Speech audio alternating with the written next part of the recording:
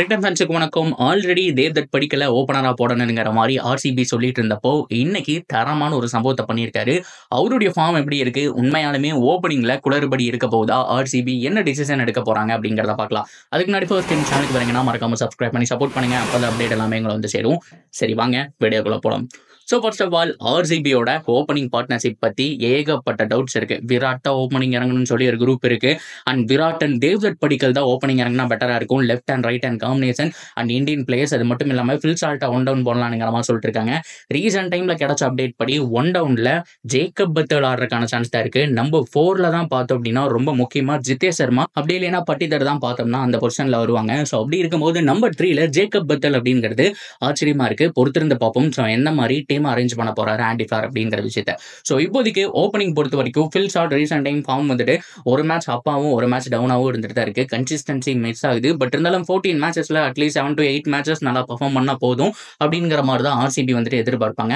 ஒரு quick 5 Runnings ஆடி கொடுத்துட்டு out ஆகிட்டா போதும் அப்படிங்கிற மாதிரி எக்ஸ்பெக்ட் பண்ணலாம். ஏன்னா விராட் கோலி இன்னொரு பக்கம் இருக்கிறதுனால பொறுமையா ஆடுவாருங்கிற மாதிரி ஒரு கெஸ் இருந்துட்டு இருக்கு. ஸோ இதுக்கு நடுவில் இந்தியன் பேட்ஸ்மேனான தேவ்தத் படிக்கல மறுபடியும் வாங்கியிருக்காங்க ஆர்சிபி. அவர் இருந்தப்போ, அவருடைய பிரைம் ஃபார்ம்ல இருந்தப்போ என்ன ஒரு பேட்டிங் காம்போவா இருந்துச்சு ஆர்சிபிக்கு. உண்மையாலுமே செம்மையா ஆடிட்டு இருந்தாருங்க. ஒரு விக்கெட் எடுக்கிறது ரொம்ப கஷ்டம் அப்படிங்கிற மாதிரி இருந்தது. ஸோ அந்த அளவுக்கு ஒரு கன்சிஸ்டன்சி இருந்துச்சு. நல்லா கிளீன் ஹிட்டிங் வச்சிருந்தாரு. ஸோ எப்பப்போ ஆக்சுவலேட் பண்ணி ஆடணும், ஸோ எப்பப்போ பொறுமையா ஆடணும் அப்படிங்கிற மாதிரி இருந்தது. ஸோ சகல் அண்ட் தேவ்தத் படிக்கல அப்படியே ரிலீஸ் பண்ணிட்டாங்க ஆர்சிபி. ஸோ அதுக்கப்புறம் மறுபடியும் 2-3 வருஷத்துக்கு அப்புறம் திரும்பி எடுத்திருக்காங்க. இந்த தடவை சான்ஸ் கிடைக்குமா அப்படின்னு இருந்தப்போ ரீசன்ட் டைம்ல ஆர்சிபியில் யாரெல்லாம் ஃபார்மல் இருக்காங்கன்னு ஒரு லிஸ்ட் எடுத்து பார்த்தா அதுல டாப் 3ல தேவ்தத் படிக்கல் இருக்காருங்க. ஸோ பேட்டிங் செம்மையா ஆடிட்டு வந்துட்டு இருக்காரு. விஜய் ஹசாரே டிராஃபி இப்போ போயிட்டு இருக்கு. ஸோ அதில் வந்துட்டு கர்நாடகா வர்சஸ் சரியான மேட்ச் நடந்து முடிஞ்சு. ஸோ பெஸ்ட் மேட்ச் அப்படின்னு சொல்லி தான் ஆகணும். கிட்டத்தட்ட ஒரு 280 சம்திங் ஏதோ ஒரு டார்கெட் போட்டிருந்தாங்க. ஸோ கர்நாடகா வந்துட்டு செகண்ட் பேட்டிங் வந்திருந்தாங்க. So captain Mayank Agarwal and Devdutt Padikkal 2 பேர் வந்திருந்தப்போ ஸோ மயங்க் அகர்வால் சொற்ப ரனுக்கு அப்படியே வெளியில போயிட்டாரு. தேவ்தத் படிக்கல் செம்மையா ஆடினாரு, பொறுமையா ஆடி. ஸோ எப்படியும் இன்னொரு செஞ்சுரி அடிச்சிருவாரு அப்படின்னு எதிர்பார்த்துட்டு இருந்த டைம்ல 86 ரன்னுக்கு விக்கெட் கொடுத்துட்டு போயிட்டாரு. ஸோ உண்மையாலுமே ரீசன்ட் டைம்ல அந்த மிடில் ஆஃப் த பேட்ல வாங்குறது, ஸோ கிளீன் ஹிட்டிங், ஸோ இந்த எட்ஜ் எல்லாம் போகாம வந்துட்டு சூப்பரா ஆடுறது அப்படிங்கிற மாதிரி தேவ்தத் படிக்கல் நல்லாவே இம்ப்ரூவ் ஆயிருக்காரு. So batting skill recent time ஃபார்முலா வச்சு பார்க்கும்போது ஸ்டார்டிங் 11ல கண்டிப்பா படிக்கல் இருக்கணும் அப்படிங்கிற மாதிரி தான் ஸோ எல்லாருமே சொல்லிட்டு வந்துட்டு இருக்காங்க. கிரிக்கெட் எக்ஸ்பர்ட்ஸும் அதை பத்தி பேசிட்டு வந்துட்டு இருக்காங்க. ஸோ இதுக்கு நடுவில் புது சாதனைகள் நிறைய பண்ணிட்டு இருக்காருங்க. கோலியோடைய அந்த லிஸ்டே கிரிக்கெட்டுக்கான ரெக்கார்டை வந்துட்டு நெருங்கிட்டு இருக்காரு. ஸோ 2000 ரன்ஸ் அப்படிங்கிற மாதிரி வந்துட்டு அடிச்சு வச்சிருக்காரு. ஸோ பெரிய ஒரு விஷயம்ங்கிறது மட்டும் கிடையாது. ஆவரேஜ் வந்துட்டு 82 வச்சிருக்காருங்க. ஸோ இந்த மாதிரி ஃபார்மேட்ல 82 வச்சிருக்கிறது வந்துட்டு உண்மையாலுமே சூப்பரான விஷயம்.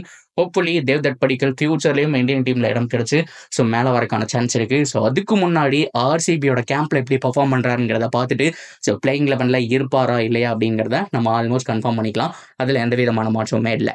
So that's a video guys. So Devdutt படிக்கல எவ்வளோ பேருக்கு ரொம்ப பிடிக்கும். ஸோ ஆல்ரெடி ஆர்சிபியில் இருந்தப்போ ஆர்சிபி தவற விட்டுட்டாங்கன்னு சொல்லி தான் ஆகணுமா. ஏன்னா அப்பவே சூப்பர் ஃபார்மில் இருந்தார். ஸோ ஆப்ஷனில் அன்ஃபார்ச்சுனேட்லி எடுக்க முடியல. பட் இருந்தாலும் கொஞ்சம் ஹார்டாக போயிருக்குன்னு சொல்லி ஆகணும். ஸோ ஆர்ஆர் அவர் எடுத்து மிடில் ஆர்டரில் போட்டு சொதப்பி வச்சிட்டாங்கன்னு சொல்லி ஆகணும். ஸோ அதுலேயே 2-3 இன்னிங்ஸ் நல்லா தான் ஆடி கொடுத்தாரு. நம்பர் 5 நம்பர் 6 வந்து சூப்பராக ஆடி கொடுத்தாரு. ஸோ மறுபடியும் ஆர்சிபிக்கு வரதுனால ஏதாவது ஒரு பெட்டர் சான்ஸ் அப்படிங்கிறது கிடைக்குமா, அவருடைய கெரியர் இம்ப்ரூவ் ஆகுமா. ஸோ முக்கியமாக ஸ்டார்டிங் 11ல அவர் இருப்பாரா. உங்களுடைய ஒப்பீனியன் என்ன? நீங்கள் ஒரு ஆர்சிபி ஃபேனாக இருந்தீங்கன்னா படிக்கல எடுப்பீங்களா மாட்டீங்களா அப்படிங்கிறதாத்தையும் தாராளமாக சொல்லுங்க.